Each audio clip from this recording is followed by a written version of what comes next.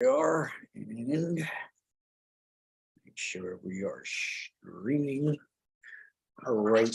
Good evening, ladies and gentlemen. How's everyone doing this evening? Want to welcome you to our live streaming show that we do every Monday. And as usual, if you're familiar with my show, you got to make sure that I'm streaming on all. So you can't do it, you can't test it until you're streaming. You have to be streaming to make sure that everything is working. It's kind of strange how that works, but let's make sure that we are streaming, everything's streaming.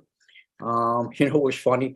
I was testing this the other day, streaming. It looked like I had more views during my test than sometimes in the class, but all right, that's the way it goes sometimes. So looks like everything is good. I got a little new system here that I didn't realize it's there. So just one more thing, make sure it's streaming on YouTube, which is where a lot of people go. But apparently, when you go to the YouTube channel, a lot of people don't realize they got to click onto the little red button that says live stream. So not one. This one, and let's test it, make sure everything's okay. Then we're going to get started right here. So click onto it, just make sure we're streaming. Click onto the little red button that says live, and there it is. It's working just good. You can hear me, get the volume set. Okay, very, very good. So, okay, ladies and gentlemen, so I am Warren Nelson. I am the owner and director of the renowned and famous Online Real Estate School Incorporated. Very proud of where we have come so far in our journey. I never thought I'd see the things that I see, ladies and gentlemen, or the accomplishments that have been accomplished, but very proud of where we are, proud of the reviews, proud of my students and what they have gone on to accomplish. And so it's a blessing, and I'm very happy. So, ladies and gentlemen, I own Online Real Estate School Incorporated, Pittsburgh to Philadelphia. We're pretty well known now. And if you want to get a real estate license, if you want to learn real estate, if you want a career or a journey in real estate, ladies and gentlemen, for a lot, they're fortunate enough to get started right here. When I see right here, I mean on this free class, because I'm one of the only schools that run a free class. You would think the others would do it. And this gets a resource. I do this free class every Monday, 6 p.m. as a resource for students who are looking to sign up for a school and trying to figure out, which school they want to do. And I offer this. This way here, you get to see me, you get to see my style, you see who I am. And is my teaching style going to be acceptable for your ability to learn? The tone of my voice, my actions, the way I explain things. So I like to do this free class as a resource to those who are looking to research. Oh, that's one thing I forgot to do. This is occupational hazard, ladies and gentlemen. So you'll get to see, and there's no doubt about it, somebody's calling right now to see if I'm going to be doing the class. And of course I am. But that's the way it goes, ladies and gentlemen. So that away. And if you get into the real estate business, if you pursue, this is what you want to do, this is your passion, and this is your desire, then not maybe one, but maybe two phones, ladies and gentlemen, you're going to be active, you're going to be busy, and it's going to be something that you have to get used to. The phone's going to be ringing. Because when you get into the real estate business, you are going to be getting into what we call representation. You're not a salesperson. You're not selling somebody a house. If they don't want the house, they don't like it, you can't force it down their throat. You can't say, well, it's the last one on the lot, got to take it or leave it. It doesn't work that way, ladies and gentlemen. So when you become a real estate agent, you get your license, then you are a representative. And when you get into this arena, you are now within a blessing situation, helping people. You're helping others in many, many ways. Helping them with their credit, helping them with their income, helping them get a financing, helping them to buy a property, helping them to sell a property, making things happen for other people in a way that will have an effect on them down the line. If I help you buy your first house, you didn't have a lot of credit, you didn't have a lot of money in the bank, and then all of a sudden you're a homeowner because of a real estate representative, like hopefully you will be. And for the next many, many years, ladies and gentlemen, that individual is always going to remember you for what you did to help them to be where they are now.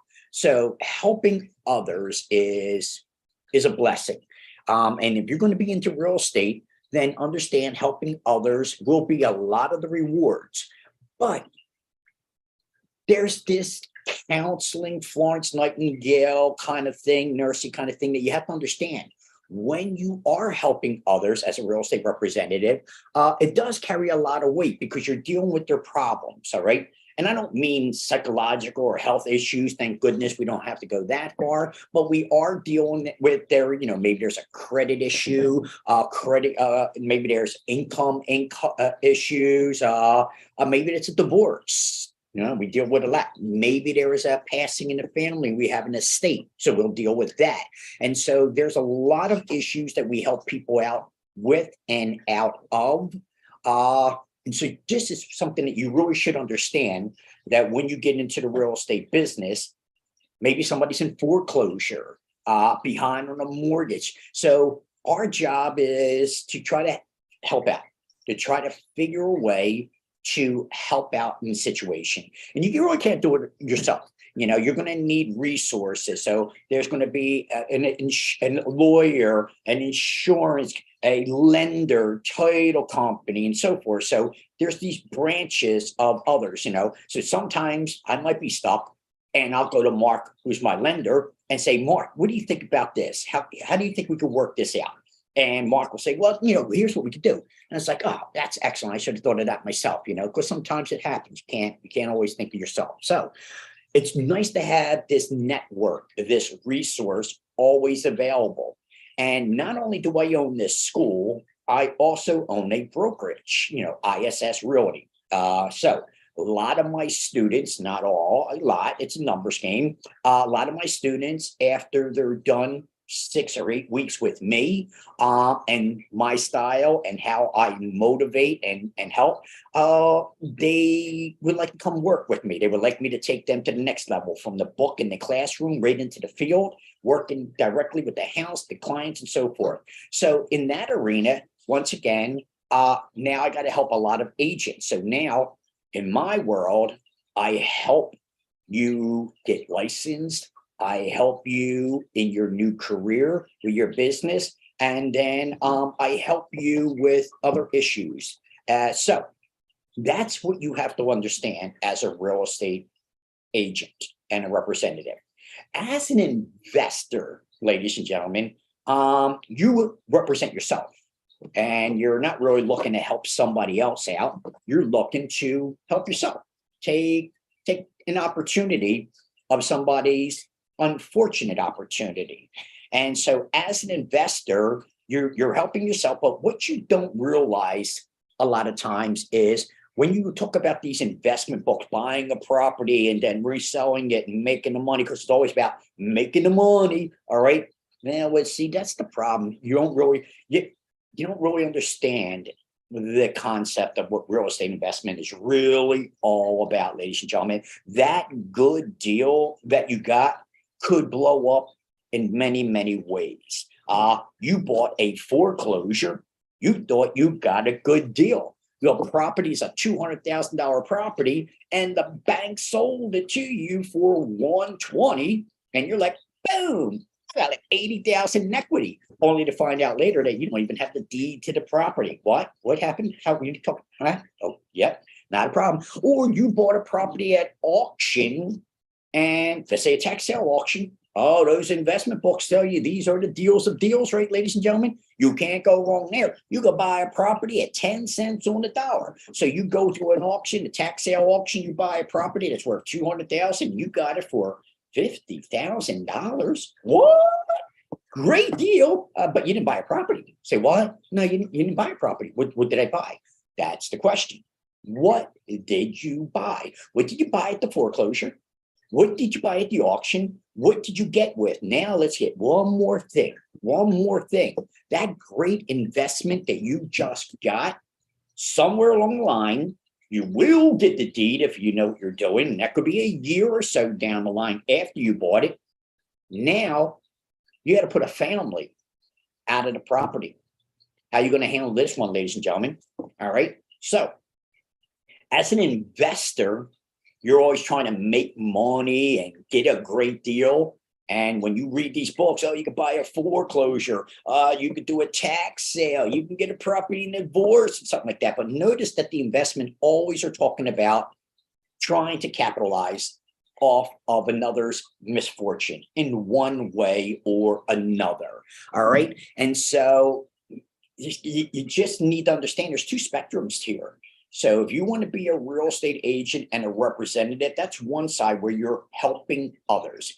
And because you are helping others, the state requires that you have a fundamental understanding of what you need to do, what is necessary to understand in order to help others, and to make sure that you understand you're not helping yourself. Can't help yourself here, you can, but you're not. You're helping others, all right? And so the state might make sure that you understand the rules and the regulations and a fond understanding of what your responsibilities are when you are licensed by the state. So when you have that real estate license, ladies and gentlemen, the state wants to make sure that you are not taking advantage or being slim shady. And so what the state wants to do is to monitor and make sure that the public is being served and protected by the licensee licensed by the state. And so understand that if you get yourself a real estate license, you will have to have an understanding that you are not really an investor. Deals will fall in your lap, ladies and gentlemen. You're going to have lots of real estate investments come your way. They're going to drop in your lap. You're going to be at the right place at the right time. But your primary focus will be to represent. You're a real estate representative under the state of Pennsylvania, licensed to represent others in the transaction.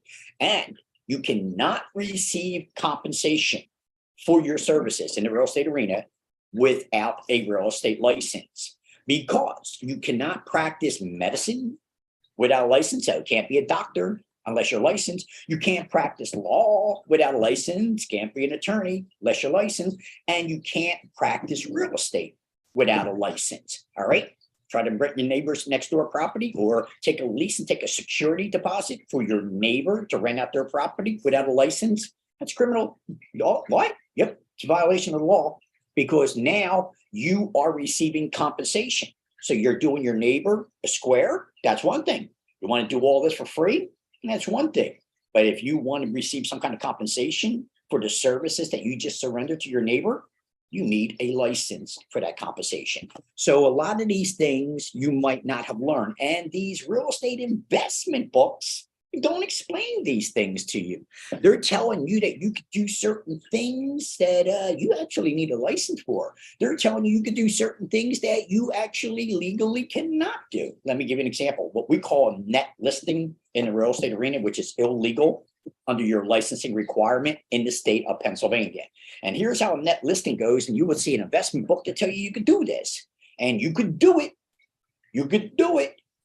Sorry about that. You can do it if you're not licensed, if you want to be slim shady, if you think you're smarter than the other person, you can do it.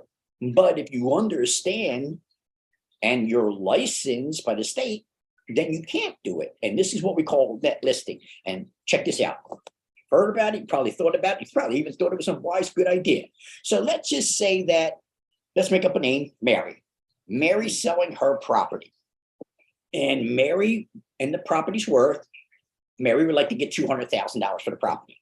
And the fair market value is $200,000, which means in a sale, she should be able to get $200,000, should appraise, everything's fine. She wants $200,000 for the property. And you, in your infinite wisdom, as a real estate investor or a slim shady real estate agent that doesn't understand better, you say, well, I'll tell you what, Mary, I'll tell you what, Mary, this is what I'll do. I'm not going to charge you anything for my services. All right, here's what I'm going to do. Now, I'm going to work for free for you. Illegal. We'll talk about contract law. I'm going to work for free for you, but It's not free. It's not going to be you paying me. Here's what I'll do. I'll tell you what. You want 200,000 for the property. What I'm going to do is I'm going to list the property, put it on the market for 250. All right. All right. Follow. And then anything over the 200,000 that we get, I'll just take that as compensation. This way it doesn't cost you anything. So let's just say that you want 200 and I sell the property, end up selling it for 230. Well, I'll just keep the 30,000. So an investment book will make you think you're a freaking genius. Look how fast you just put $30,000 in your pocket, right? Well, you're not such a genius, really. Many things that's going to happen. First of all, how are you going to get the 30,000? It's not going to happen at the settlement table. Title company can't give you $30,000. That's for sure. You're not licensed. So that means in the parking lot afterwards, you're going to hope that you can get your $30,000 somehow or another. Good luck with all that. Now, why? Why is this illegal? So the seller, it wants 200,000, and you said, I'm not charging you to sell or anything. I'll advertise. I'll market the property for 250, and anything over the 200,000 that we get, I'll keep. Here's the problem in the state's eyes and understanding. Remember, you're supposed to be representing. Who are you representing in this situation? Since you're trying to end up with $30,000 in this transaction, are you representing Mary, or are you representing yourself for the $30,000? So you can clearly understand what's happening here, and you know the answer. Yes, Mary, you're using Mary and her property, making Mary think that she's getting a great deal from you because you're not charging her, and you're pocketing $30,000 for yourself. So you're clearly representing yourself and your interest. And you're like, what's wrong with this? Lots of things under a license. Under the license, the state says, since you're really representing yourself, you're not representing Mary. First problem.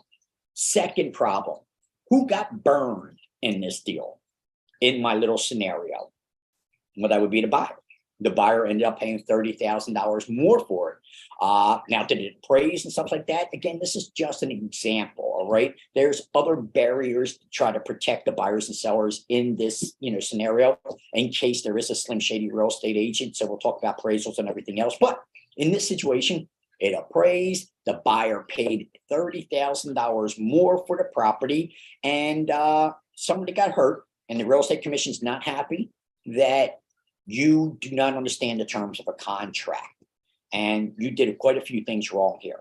And so what is the other thing that we did wrong here? Besides the net listing, which you tried to net money without the contract.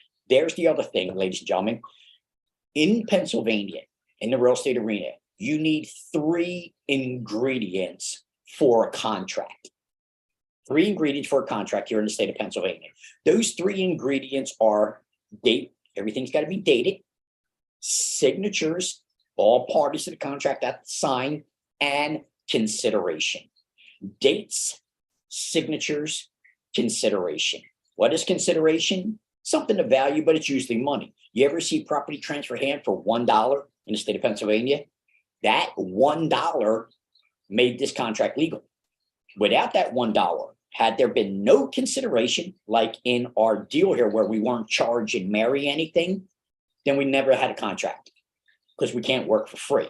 So Mary, who I was supposed to be representing in this scenario, once I said to Mary, I'm not charging you anything, there's no contract. And the state wants you to understand that you should have known at that moment, the moment you said you wasn't charging them anything, that you won't have a contract because there's no consideration in this deal. And since there's no consideration in this deal, we don't have a contract. And so there's no such thing as a no money down deal, ladies and gentlemen. All right, here's another thing you'll see in an investment book. No money down. You don't need any money. No, you know what? That's a play with words. That's a play on words, ladies and gentlemen. No such thing. Why do you think when a property transfers hands in Pennsylvania, you will see $1? Love and affection really isn't enough consideration unless it's a transfer of interest from one family member to another. Then love and affection might be adequate consideration. But technically speaking, we need something of value that is tangible, and a dollar will do in the state of Pennsylvania. So I would have to tell Mary, my fee's $1. I would have to say it's not a no money down deal, it's a $1 down deal. But in any event, you need to know, and this is why you're taking a class like this, that to do contracts in the state of Pennsylvania, you need consideration. You need dates and signature, and you can't work for free. You can't because of the contract requirement in the state of Pennsylvania. So knowing little things like this, goes a long way to protect you. All right. Let's do something else, ladies and gentlemen, because you see this a lot. I'm going to buy this single family residential property and turn it into a multi-family property. All right. And if I'm really, really smart, genius that I am, I can take each bedroom and rent that out to somebody, and I have streams of income coming in. Genius, don't you think? I'm smarter than everybody else because I figured out how to make thousands of dollars a month on one property. And we got so much wrong here, so much. You better hope and pray nobody gets hurt in this property. But this is called zoning law, ladies and gentlemen. And you just can't take a single family residential property, let's say it's a 3-bedroom house, and convert it into a 2-family property. Not legally until we get zoning changed. So we're going to need a variance to change that property. Or you're taking a single family property and you're renting out each room. Now, you're not doing that legally, that's for darn sure as well. And if anybody gets hurt in this property, God forbid the property catches on fire and somebody dies in the fire, you, my little genius, are in a world of hurt, in a world of trouble as well. And forget about going to jail. You might be going to jail, but you might have a lifetime of legal responsibilities that are costing millions of dollars. So all that little money that you thought you were making each month as being a genius, getting all this extra money in, you better hope the day never comes where somebody gets hurt on that property or God forbid dies in that property. Because guess what, ladies and gentlemen, you bought a single family property and you're renting it out. You're renting it out and nobody really knows it, especially like in Northeast Philadelphia, like Mayfair. The properties are designed in such a way that you could rent them out like a duplex or a triplex just because of the way they're designed. So they got an enclosed porch, and in one door is the living room, and then you can literally go through another door just to go up your steps to the second floor. So because of this patio design, it kind of looks like a duplex the way it's designed, but it's not. It's a single family residential property. But a lot of people will rent out this property as a duplex. And they'll put a kitchen and a bathroom on the second floor. And now we got 1, maybe 2 bedrooms on the second floor, and maybe 1 or 2 bedrooms on the first floor. And so they redesigned the property because it's almost like a duplex anyway, but it's still really a single family property. And now they'll rent it out as a duplex. Well, we got some problems here. First of all, we already know about zoning, but here's the other problem. The thermostat for the property is on the first floor. How's the folks on the second floor going to control their element? They can't, all right, because it's really a single family property being used illegally as a duplex. So how are they going to control it? They can't. So that means the person on the first floor is, we got the heat around 72, they're comfortable, but the people upstairs, because heat rises, they're not doing so good. A little sweltery, it's a little uncomfortable. Here's another problem. I always take a cold shower. How come there's never any hot water? Well, the property was designed as a single family property. So there's only one water heater for 2 families. We got a problem. And if you really think you're a genius and you rent out the basement, they convert the garage and the basement into another unit. So now you got 3 families operating out of this single family property. And you think you're a genius because you got 3 incomes coming in. Well, again, as I said, just the opposite. The people upstairs are sweltering. See, the people downstairs in the basement are freezing because those 2 can't control the elements. They don't have heaters. Now, they're going to have baseboards, other plug-in heater. These are all more issues and higher responsibility of fire. Fire could happen. And because now we're overloading the electric circuits and everything. And so we got some issues going on here. So you have to understand what you can and cannot do when you buy property to try to be a real estate investor and what you plan on doing with that property after you purchase it, if you even own it. The deed, ladies and gentlemen. One of the things that I teach in my class, those who know me, read my reviews, ladies and gentlemen. I'm very proud of those reviews, because when you read my reviews, ladies and gentlemen, you can see that it comes from the heart. This is not templated reviews like other schools where they just pay for reviews. Read my reviews, ladies and gentlemen, and you can feel, you can hear what my students say and what they've gone on to accomplish. And so understand that you need to understand that when you are buying property, when you're getting to this arena, ladies and gentlemen, you have to understand what you're doing. Need to know, because if you're reading investment books, you're going to end up in a world of hurt with these investment properties that you have no idea. So as I was saying, the deed. That's my logo. Those who know me, they know anything about me, they're like the deed. And this is where it all starts out for you, ladies and gentlemen. So look at that. 25 minutes have already gone. This is how fast these things go. So when you're buying property, when you're investing in property, and when you're a real estate representative helping others to buy and sell property, the very first focus is the deed. This is the bundle of legal rights that we talk about in the class. And bundle of legal rights starts right there, the deed. No liens, no judgment. Are we using the property legally? Can the buyer of the property legally sell it? Will it? Do whatever they want with it? So the deed. Everything starts there. You're buying property at the auction. How's the deed? You're buying a bank-owned property. How's the deed? All right. So the deed. Now, the deed will tell us really what we're buying, if the seller is the seller of the property, because John Smith Jr. is not the same as John Smith Sr. All right, so it's two different people, but it sounded like it was the right owner. He told me he was the owner. He told me he owned the property. What do you mean? Who did I give money to? Who did I pay? All right, the deed. So we'll go into that many times. It starts there.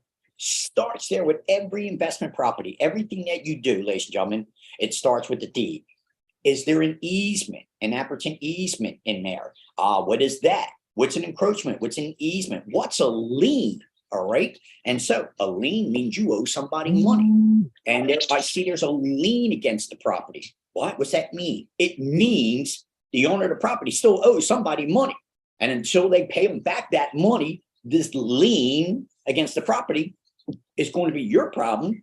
If you bought this property at auctions that don't wipe out junior liens when you bought the property at the auction. So you bought that lien, genius. But what? Didn't say that about in the book. What do you mean? I thought all junior liens get wiped out at auctions. That's not exactly true. Not exactly true at all, especially utility liens or child support issue. All right. So big child support issues, ladies and gentlemen, in this state. Well, boy, you better understand what that is. And no, they're not going to get wiped out. Not in certain areas of Pennsylvania, they won't get wiped out. Some areas, some counties, they will, and some won't. So which ones do, which ones don't? That's again with the knowledge that you need to understand. So what are you buying? What are you selling? Stop looking at the property. All right. Because the property is the product. The property, we're going to paint the walls. Everybody can imagine what they're going to do. But they see the dollar signs when they look at the property. For us, the knowledgeable, we're looking at the deed. Starts right there, ladies and gentlemen. And if we're talking about a deed, because you hear title, what's the difference between a deed and a title? And if you come to this class, my free class, this is one of the things that I kind of constantly say in the class, because it's one of the things that first people like to learn. Because I always say, and I'll get right back to the deed in 1 second. Here's my question. You buy a property here in Pennsylvania and you get a 30-year mortgage to buy that property. Do you own that property day one, or do you own that property 30 years later when you make your final payment? All right. And if you're not quite sure about this answer, then you're not knowledgeable enough about real estate. So once again, here's the question.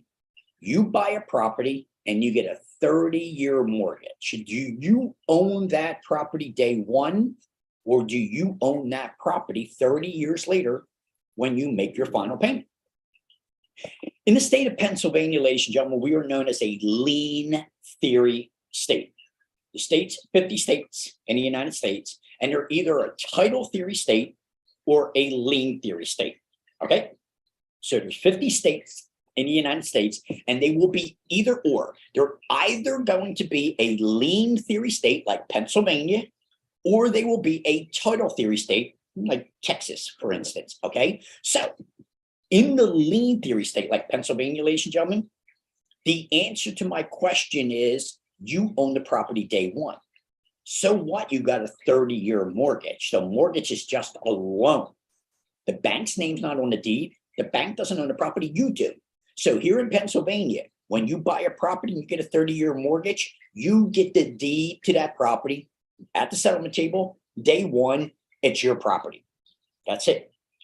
But in a total theory state, like Texas, other states, but like I said, there's 50 states here, either or. Let's just take Texas. You won't get the deed until 30 years later. All right. It'll be a deed in trust, deed of trust sale. And so the deed will be in trust with a third party, depending on the outcome of the event. You make all your payments over 30 years, then you get the deed. The deed's released. If you miss 6-7 months of payments in a row, then guess what?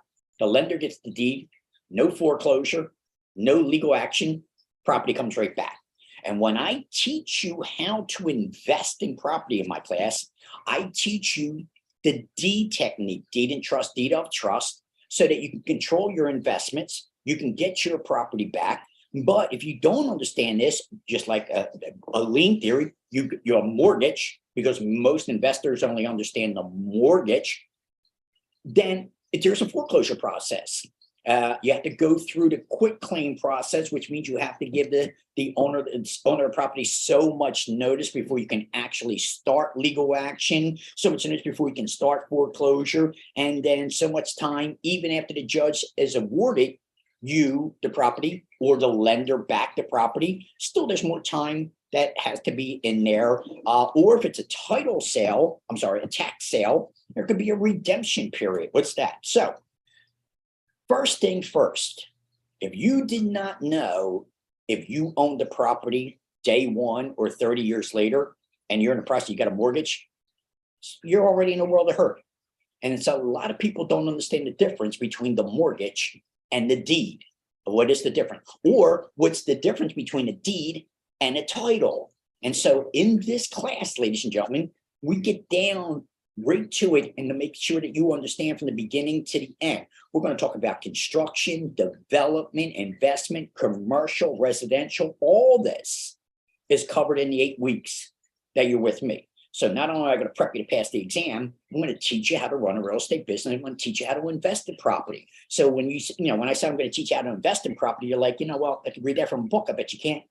I bet you have no clue on how to invest in property. And I just gave you several examples. You're not buying a property with foreclosure.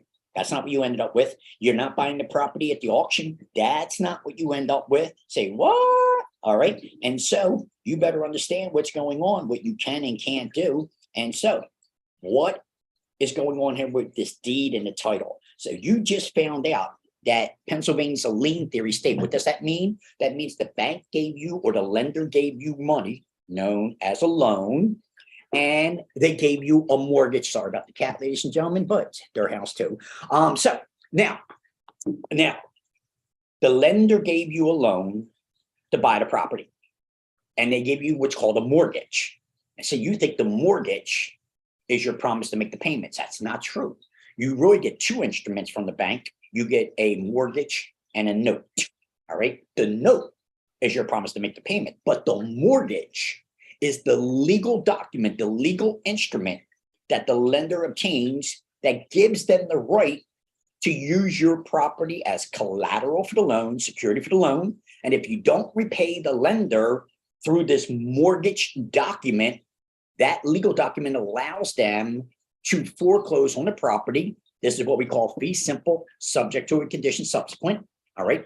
What? Fee simple? Fee simple is the highest legal form of ownership that you can have. You have all the legal rights under fee simple. And in the state of Pennsylvania, it's fee simple, subject to a condition subsequent. In other states, it's fee simple, determinable. Remember, I told you no foreclosure in Texas, they get the property right back. So that would be an example of fee simple, determinable. But here in Pennsylvania, it's fee simple, subject to a condition subsequent. And what this means is that when the lender gave you the money to buy this property, they placed a lien against the property, which made it their collateral. So if you don't pay back the loan, they can now foreclose on the property. They don't want your property, ladies and gentlemen. Don't think the bank wants your property. Don't think the government wants your property. They don't. That's not the business they're in. They're in the money business. They want their money.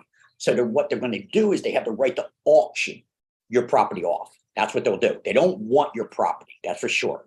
A lot of caveats. We'll talk about that later. But what they want to be able to do is recover their loan, recover their money.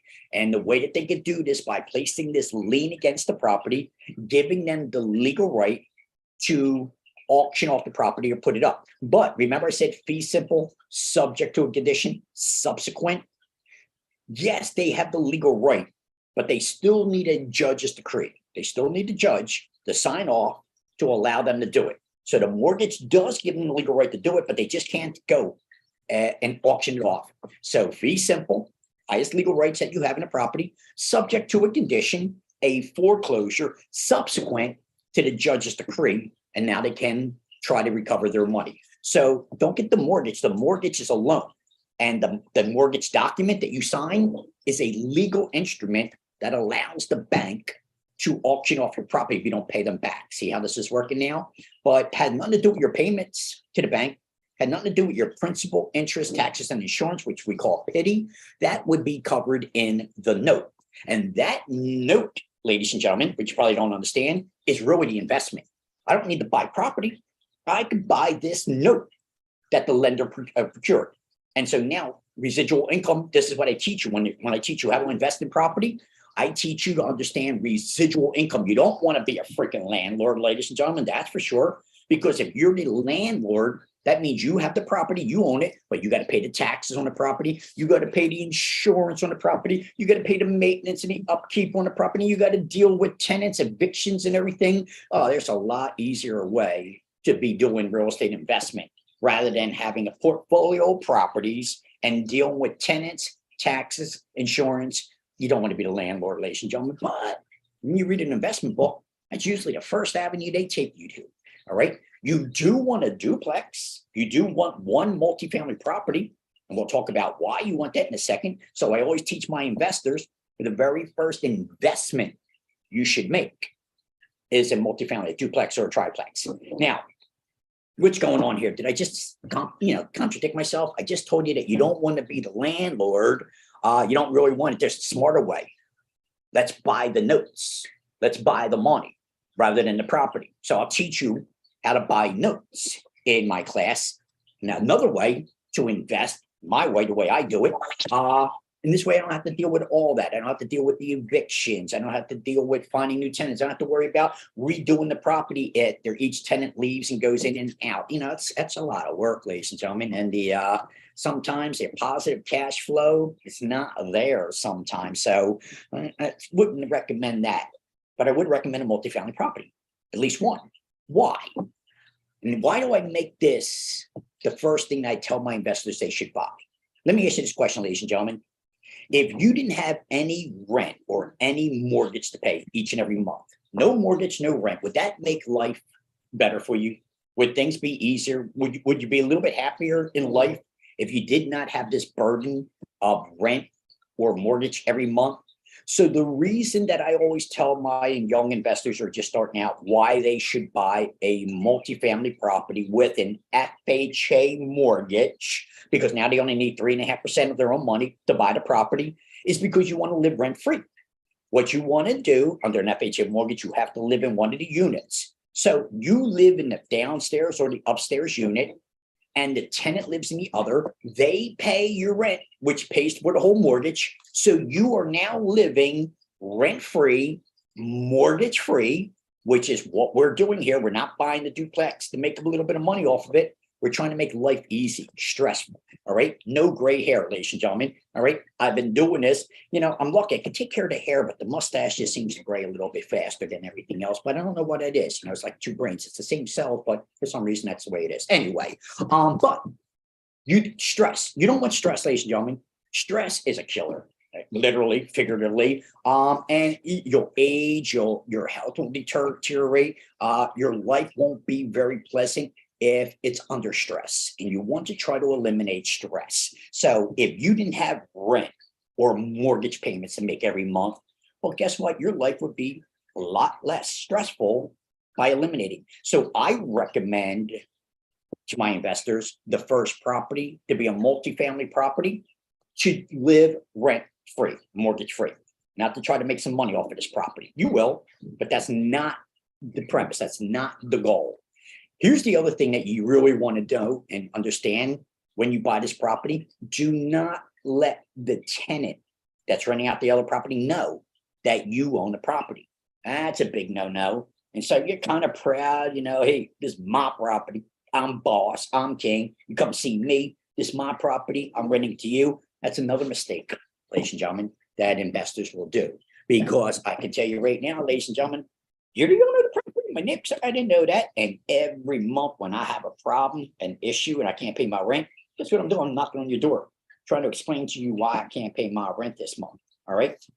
And now, as a landlord, you're dealing with this issue. So I'll teach you how to invest in property legally and ethically. Ethics is behavior. So your behavior, how you behave, how you conduct yourself. So legal is the law, ethics is your behavior, and I'll teach you how to invest in property. There's many ways, legally and ethically, ladies and gentlemen, so that you understand what you're doing. So again, well, we now know that we're buying a deed, or what we want to do. So I want to make sure that this duplex that I'm buying is legally zoned as a duplex. Is the zoning single family or multifamily? Is the deed telling me that I'm buying a single family property or multifamily property? And is the seller, the actual owner of the property? Is there any liens? Is there any judgments, any encumbrances against the property? An easement. I see there's an easement at large, or a utility easement. Well, you're really good if you see that, but a real estate agent, a representative should know, what is this utility easement? What's this easement in gross? What is that? Well, this, ladies and gentlemen, is the right for somebody else to use your property, an easement, the right for somebody else to use your property. And in this situation, this easement is giving the utility companies the right to come onto your property without knocking on your door. Because in the deed, they already have this right to come onto your property, which is known as an easement. All right. So this is an easement in gross, utility easement. And now you already know that you see the gas man jumped over your fence to read the meter. Not trespassing. Not trespassing. You notice the working on the power lines behind your property and got this equipment on your property. Not trespassing. Don't need your permission. So you already gave it to them when you bought the property. Or you notice that Comcast, Xfinity, or maybe one of those companies got a ladder against your property. And you're like, get that ladder off my property. Get no right. This is private property. Get no right to put that ladder against my property. Well, technically, ladies and gentlemen, they are a utility. And as a utility, it's in the deed. They do have that right. See? So it's important to understand the deed. The deed is the bundle of legal rights. And now you just realize you gave up one of these rights in an easement. And there are several types of easement. Let's say you live close to an airport, real close to an airport, ladies and gentlemen. Well, you might have what's called an aviation easement in the deed. And the aviation easement says you gave up your air rights. So day one in my class, surface rights, subsurface rights underneath the ground, and air rights. So real estate professional, you have to understand that you can sell and rent out the air above the property and as well as below the property. In Pennsylvania, we're rich in minerals, oil, gas, shale, coal, so forth. You own that underneath the ground. You own the property above. Take the Comcast building, ladies and gentlemen. 57 floors of a Comcast building, like you see behind me, okay? Each floor in that building had to purchase the air lot above the land. So there's flat land, and you want to build this 57-story building like Comcast, all right, 57 floors. Then in order to do that, Comcast had to buy 55 air lots. First 2 floors don't count. You don't have to buy air lots on that. But from the 3rd floor up, every 15 feet, as you can see behind me, each floor in a building is 15 feet, ladies and gentlemen. It's 12 feet from the floor to the drop ceiling. And then there's another 3 feet of space for ductwork. So each floor in the building is 15 feet in a commercial arena. And that means the air above the lot had to be purchased separately in order to build a high-rise building. 55 lots, 15-foot lots of air, which is real estate, ladies and gentlemen. It is very valuable. Ask Comcast and ask any high-rise building, just like land. Oh my God, you read an investment book, ladies and gentlemen. An investment book says, don't buy land. Ain't make no damn money with land. You throw that investment book away, all right? I don't know what the crap they're talking about. You get yourself land, all right? Let's say you own the land that this building behind us sits on. Building doesn't own the land, ladies and gentlemen. Owns the building, but not the land. You own the land, and you got a long-term lease. Let's say 50 to 99-year lease. What? 99-year lease? What the hell's that? That's something you'll learn in my class. For the land lease, ladies and gentlemen, you own the land, which was a smart thing to do, and you are leasing that land to the building you see behind me. And why does it have a 50 to 99-year lease? Well, it's good for you, but why would this building behind me build on my land if they had to move the property in 5 years or 8 years from now? So in a land lease, when a developer comes along and builds a high-rise building, they better have a long enough lease to make this investment worth it. And they're looking at 50 years, possibly 99 years, which is the longest lease you can have in Pennsylvania. You can't have a 100-year lease in Pennsylvania. The longest lease you can have is 99 years. So you were smart enough. Trader Joe's, ladies and gentlemen, they're in Center City, Philadelphia, because I have to understand that all my students are not in Philadelphia. I have a state class, not a city class. So my students from Pittsburgh to Philadelphia. So, but in Philadelphia, Trader Joe's, it tried to buy property in Center City. And they really did. They went through all kinds of what we call general hearings or public hearings. They tried everything. They offered millions of dollars, ladies and gentlemen. But I'll tell you right now, landowners wasn't giving up land. I mean, none of them pardon. You can't offer me enough money to take my land. You get your hands on land. And so Trader Joe's could not buy land and build, and because nobody was giving it up. So they're leasing in Center City. And it's a smart thing, because if you have that land, you're sitting on this land, and now this building's building it, you got 99 years of residual income coming in. Residual, you don't have to do anything, because this will be a triple net lease, something else. That means the owner of the building pays for everything. They pay the taxes, they pay the insurance, they pay the maintenance, they pay the rent. And what does the landowner pay? Triple net, which means net profit to the owner. And you were smart enough to buy land when an investment book told you not to, missed out. All right. So air above the property is just as valuable as real estate as below. Remember, we got to put foundations under the ground for this building. Plus, it might be mineral rights. Pennsylvania, rich in minerals, oil, gas, shale, coal. You own that, or to have the right to lease that out. So if you really want to be an investor, you really want to understand real estate, ladies and gentlemen, there's so much. You just think of a building. You just think of buying a building, renovate it, and flipping it. And now you're the genius. You made $20,000, $30,000, $40,000. Anybody can do that. What I'll show you is how to take a $100,000, a $200,000 property and sell it for twice as much. Twice as much. How do you sell a $200,000 property for $400,000? So how to use it and you actually think, ladies and gentlemen. But knowledge is power. Ignorance is bliss. Knowledge is power. And I will explain. Nothing is slim shady with me, ladies and gentlemen. I teach a state mandated class, and the state is making sure that I teach you compliance. So everything that I teach you has to be legal and on the up and up. So I'll show you how to legally and ethically, properly, nobody's hurt, everybody understands exactly what's going on. I will show you exactly how you can buy a property for 200,000 and sell it for 400,000. And the same premise that I'll teach you is exactly how the banks work, ladies and gentlemen. Why do you think the banks will give you a loan for 30 years? Why? All right. And do you understand the primary lender and the secondary lender? All right. Does the bank stay with this loan or do they sell the loan? Remember, I told you earlier, I could buy the note. Now I get the residual income. Well, that's a game in itself there, ladies and gentlemen. Lots of banks sell notes to other banks. Now they're the receiver. So you were making your payments every month to ABC Mortgage, and then you get a letter in your door says you now need to make your payments to XYZ Mortgage. And you're like, well, what happened there? You're okay. You don't care. The payments didn't change, but the payee, now who you make the check out to, isn't the same. Somebody else. How did that happen? They sold the note.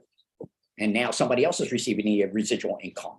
That is note business, ladies and gentlemen. So I'll teach you how to do that in my class as well. One more thing, ladies and gentlemen. What is the difference between a deed and a title? And I don't know why I say one more thing, because it's never one more thing. Just like somebody says, last question. It's never last question, I assure you that. But what's the difference between a deed and a title? Well, the deed is the written instrument. We sell property by deed. We sell vehicles by title, but we sell we sell property by deed. So the deed is the written instrument. And when, let's say Mary's selling her property and I'm buying the property. All right. And I got a contract. I gave her a contract to buy the property. And, I'm getting a mortgage. So we got to do a home inspection. We got to do appraisal. So 30, 60, maybe 90 days in this transaction will go by. I made an offer to buy Mary's property, but I'm not the owner of Mary's property. I don't become the owner of this property until I receive the deed. So when we go to settlement or closing, the last day, this is when the property legally transfers hands.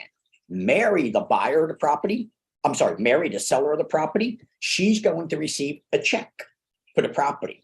And when she receives a check, whether it's a cash deal or you get a loan, and so the bank will be actually making a check out to the seller because you got a loan, a mortgage, and so the bank will be giving the money to the seller. When the seller receives their check, their cash, then you, the buyer, receive the keys and the deed. And this is what we call delivery and acceptance. The moment that Mary delivers the deed to you, the buyer, and you accept this deed, at that moment, you become the owner of the property. It is now your property, your hands, because you took the deed, and better hope there was nothing on that deed. So let's say there's $20,000 child support on that deed, and you accept this deed. Guess what, baby? You got $20,000 burden on that too. Well, let's say there's a $10,000 water bill, and you bought this property at an auction. You didn't know that this lien was against it, so they finally get the deed, but there's some layers of protection there. We're not going to take a sheriff's sale deed and turn it into a general warranty deed until these liens are taken care of. But in the example, you now have to take care of this $10,000 water bill one way or another because this lien is against the property. So we don't want to do delivery and acceptance, accept the deed, unless we know that there's no liens, no judgment, the deed is clear. And that brings us back to us, the real estate agent, making sure that we represent a buyer and a seller to make sure that all of these things are taken care of so that the buyer can legally do what they want with the property after they purchase it and understand what they can and can't do. So that's the deed. But what the hell's title? Because you hear title all the time. And why? Why do you hear title and you hear deed? Well, it's really because of two different languages, ladies and gentlemen. Title is really a legal term that you hear the title company use, and deed is a real estate term. Just like earnest money and deposit. And there's no such thing as earnest money deposit. It's two different outfits. So earnest money is more of a legal term that lenders and title companies use, but deposit is what we in the real estate business deal with. There's such thing as earnest money deposit, two separate things. So let's get back to the title. So what is title? Now that we know that the deed is how the property transfers hands, what's title? Title is a process, ladies and gentlemen, of making sure the deed is good. Title search, abstract of title, title commitment, title insurance. So these are layers of process. So title search always starts there. What we're doing is checking the deed to see if there's any of these liens, these judgments, these encumbrances that could be hindering the transfer of the property. So the title search, the process starts there. Is the owner the owner? Is there any liens, any judgment? Is the property being used legally? Can the buyer do legally what they want with the property? So that's the first thing that we want to do on the title search. Then an abstract of title would be a summary report of what the found. And so I searched the public records. I searched for utility liens against the property. I searched to see if there was any mortgages against the property. I searched to see if there was any taxes against the property. I even searched to see if there was any private liens like contractors' liens or child support against the property. So this title search, the amount of title search and extent would be what's known as the abstract of title, a summary report that said what I did. I searched this, I searched this, I searched this, and this is what I found. This is known as an abstract of title. All right. Then we're looking for a title commitment. The commitment is really what the lender's looking for. And the commitment is telling you that the title company, through their search, can insure the title. They can say to the buyer, no problem. This title commitment says that we will give you title insurance. And it also tells the lender that that's one hurdle that now the bank can make a loan because they now know that you will take ownership of the property. They're not going to give you the loan because unless you can take ownership of that property through that title, the deed, they can't place a lien against it if it's not completely yours. So the lender is looking for that title insurance or that title commitment saying that the bank, the title company will give us title insurance. And then title insurance, the holy grail, ladies and gentlemen, once you get title insurance on as a buyer of the property, you don't have to worry about anything for the most part. Somebody knocks on the door, says they own the property, a lien pops up or a mortgage pops up later, title insurance takes care of all that. And title insurance is one of the only things, the only insurance that protects you from past events. All insurance, for the most part, protects you from a future event, something that might happen in the future, all right, in short. But title insurance is one of the only insurance that protects you from everything that happened in the past, so that the past does not come back to haunt you, all right? That's known as title insurance. So title is the process of making sure that deed is good, but we sell property by deed. Now, ladies and gentlemen, here's one last thing I need to tell you because I'm running out of time. Do you realize that I've been speaking to you for 57 minutes? And in that 57 minutes, ladies and gentlemen, have you once heard me say, pause? Because as I try to tell my students, and you need to understand, your mouth is your business. And if you cannot project your voice, if you cannot articulate your words, it's going to reflect. All right. Let me give you an example. She said, I'm sorry, I can't hear you. No, I can't hear you. I can't hear you. Now your client's a little upset because you don't know how to project your voice. All right. You're going to have to understand that your mouth is your business. Plus, we have to explain the contracts that our client are signing. So you now need to use your mouth again to tell them what to expect in the home inspection, what to expect in the title, what we got to do in this contract. And so if you're an introvert, and it's okay to be an introvert because I'm an introvert, but when it comes to business, I'm an extrovert. And some of you are like that too. You know, socially, you don't want to talk to anybody, but when you're at work, no problem. All right. So that's me. I'm an introvert. Don't like talking to my neighbors. Hi, goodbye. That's about it. Me and my wife barely even say anything when we're driving because of just my nature. No disrespect, love's there. It's just my nature that I'm an introvert. But in the real estate arena, ladies and gentlemen, when I'm teaching, I have no problem projecting my voice and articulating my words. And I teach this in the class because this is going to be your business. And very rarely do we learn how to read out loud. And schools don't teach us how, schools don't even teach us how to balance a check or write a check anymore because there's a whole different story there. I'll deal with that in the class, but we don't have this fundamental learning. Schools are failures by record. All you got to do is check the record. Not one single student is proficient in math in all 80 schools in this state. Not one student proficient in math. So schools are failures, ladies and gentlemen, but they're not really a failure because they're designed that way. They're designed to keep you back because there's the white collar workers, the blue collar workers. Your kids will be the blue collar workers. Our kids will be the white collar workers, the have and the have nots. And that's by a design pattern.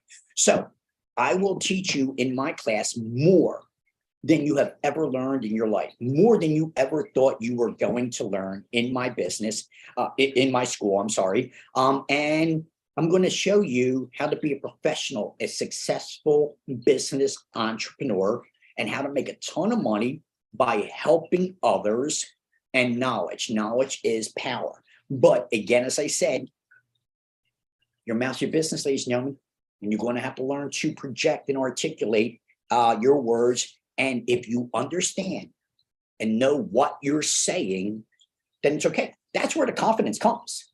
The confidence comes from the knowledge of having the knowledge.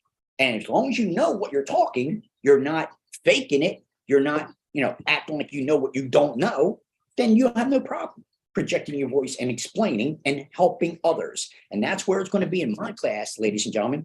I'm going to teach you everything you need to know to not only pass an exam, but build that confidence that you feel good about what you're doing and comfortable about what you're doing. And I certainly wish I had more time, ladies and gentlemen, but this class is a gift that I do for everybody. I don't make no money. I don't push no products on this or anything like that. I'm supposed to ask for the likes, the subscriptions, and all that other stuff. But no, the purpose of this class is to pay it forward, to help you in the research, to make a better decision about a school. So this is what I do. It does pay dividends, ladies and gentlemen. I get lots of students from this, free class. So, no boo-hooing about it. But it's not the only thing I do with life. I got envelopes to fill out. I got letters to do. I got, real estate business. I got agents. I got a lot of other things to do. And so I got about an hour to dedicate on Mondays to you, the person who's doing a little bit of research. So don't look at my YouTube videos and say, well, he doesn't have a lot of subscribers. That's not the purpose of it. That's not what I'm trying to do. I'm not trying to sell things or get anything. This is a service that I offer to those who are looking to do just a little bit more research before they make a decision. That's it. That's what I'm doing here. So understand the premises, ladies and gentlemen. So if you really want to learn real estate, then what you want to do is come to my class. All right, a little over my time, but got to do a little plug here. I don't sell anything. Ladies and gentlemen, my school, Online Real Estate School Incorporated, CDINC Inc. Incorporated. We'll tell you how to run a business. It could be an LLC, it could be an Inc., it could be a syndication, it could be a sole proprietor. But please remember to throw that Inc. into your search. Online Real Estate School Inc. Incorporated.com. That'll take you to my school. I don't want you to end up with a bad school, ladies and gentlemen. Just like I just told you, most schools are designed to fail. I didn't say about the real estate school. I was talking about something else, but some of you will be coming to my class because the school that you actually did go to, or the course that you did take, it did not do the job. And so I have lots of students who come to my class who are already at other schools, especially those 3-week classes, ladies and gentlemen. Those 3-week classes will let you down every time. There's no way to grab all this information and try to throw it into that 3-week. What that school is trying to do is trying to make money off of the rotations. But 3-week classes, they don't really have a high success ratio. On online courses, why are online courses not a great success ratio? Because it's a different language. And so if you don't understand what you're reading, if you don't know the difference between the title and the deed, you don't know the difference between earnest money and deposit, and you don't know the language, then it's hard to take an online course and pass that as well. You got to really be a high aptitude to pass an online course. So these are why we have a tough pass-fail ratio. Now, my school is, I'm very proud of my pass-fail ratio, highest in the state. But in any event, not patting myself on the back, you can clearly see that I am going to take you to the next level. I'm going to teach you. So Online Real Estate School Incorporated.com, ladies and gentlemen. I know I'm getting, let me see, I got that. Okay, so I offer 2 classes. I have a morning class, which is 9 a.m. to 1 p.m., 9 to 1, Tuesdays, Wednesdays, and Thursdays. I also offer an evening class, 6 p.m. to 10 p.m., Tuesdays, Wednesdays, and Thursdays. All right. So 2 classes, morning or evening. And it's 4 weeks for real estate fundamentals, which deals with the law, federal, state, and local law. And then it's 4 weeks for real estate practice, which deals with the business, running your business, representing the client, going to the property, negotiate, doing the contract, practice, real estate fundamental, the law, real estate practice, the business. And so 4 weeks on each. My class is an 8-week class, ladies and gentlemen, because I give you all this fundamental understanding. And it's $598 for my class. So $598, and I break it into 2 monthly payments for you. You only need $299 to get started for the first month, 4 weeks. And if you're not happy with what you're learning in that first part, you don't have to invest in $299 in the second. See how that works? But you're going to be happy. And then the second month, $299. So this makes it a little bit financially easier for my students to come to my class because you only need $299. You don't have to pay the whole $598 like in most other schools. Also, it's a live streaming class, ladies and gentlemen, just like you do. See right now, I'm coming to you by Zoom. See that little Zoom, going to Zoom all day. Zoom. Wait, okay, I did not myself. Sorry about that. Okay, so we use a Zoom platform, ladies and gentlemen, because my students are from Pittsburgh, Scranton, Harrisburg, Philadelphia. And so the Zoom platform or some kind of a live streaming platform really works well for this state mandated class. And so you get to see me, talk to me, ask me questions, just as if you were sitting in the classroom. So I encourage you to take my class. I encourage you, if you're still struggling to pass that exam and you went to other schools, take my class, ladies and gentlemen. I'll give you a break. If you already get your transcripts from another school, I'm not going to hit you up for the $598, ladies and gentlemen. You know, I'll work something out with you. $100 here, $100 there, you know, for each class. I'll be happy to do that and consider it a prep class. For, you know, I don't offer the prep class, but, you know, I'm already busy. So I offer the pre-license class, and you can sit in my pre-license class and see how I teach the class and use it as a prep class to help you pass the state exam. So I'll be happy to do that. Payment arrangement. Need some help, ladies and gentlemen? I don't work for free. I told you we can't. Don't have a contract. But if you don't have any skin in the game, if you're not investing in your own education, you're not going to get anything out of it. I'm wasting my time as well. I learned that a long time ago. So $598. You want to invest in yourself, ladies and gentlemen? You want to invest in real estate? Start here. Knowledge is power. Okay, ladies and gentlemen. So I'm Warren Nelson. Warren Nelson, Online Real Estate School. All I do, and I tell you this, Google it, ladies and gentlemen. Google Online Real Estate School. See for yourself. Read my reviews. Then make the decision to invest in yourself. I look forward to seeing you in my class, ladies and gentlemen. I look forward to making you a licensed real estate professional. Be safe, be healthy, be happy, God willing. I'll see everybody when I see you.